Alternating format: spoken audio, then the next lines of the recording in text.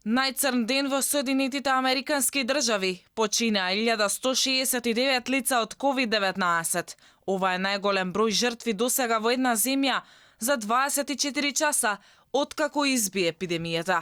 Со ова бројот на заразени се искачи на повеќе од 243.000. Во меѓувреме медицинската опрема од Русија стигна на американското тло. Станува збор за 60 тони медицинска опрема, вклучувајќи респиратори, маски и вентилатори.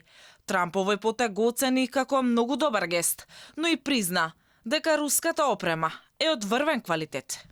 Тоа е многу убав гест на председателот Владимир Путин. Кажав дека ќе прифатам неговата помош. Воопшто не ме загрижува Русија и пропагандата ниту малку. Прифатив многу медицинска опрема од висок квалитет. Тоа може да спаси многу животи и секогаш би ја прифатил. Инаку според прогнозите на светските експерти, лошо сценарио се предвидува за состојбата во САД со коронавирусот, со тоа што бројот на заразени може да достигне и до 2,2 милиони луѓе.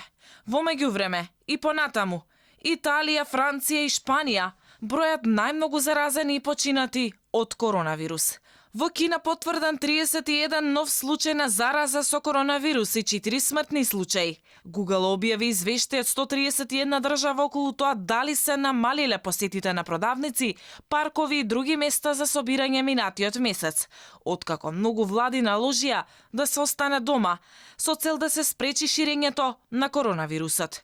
Германците пак предупредуваат дека училишната настава од далечина која е воведена поради ширењето на вирусот не е добра на долгорочен план. Зачудувачки за Шпанија, градот Захара де ла Сиера е изолиран од светот и нема ниту еден случај на заразен со коронавирус.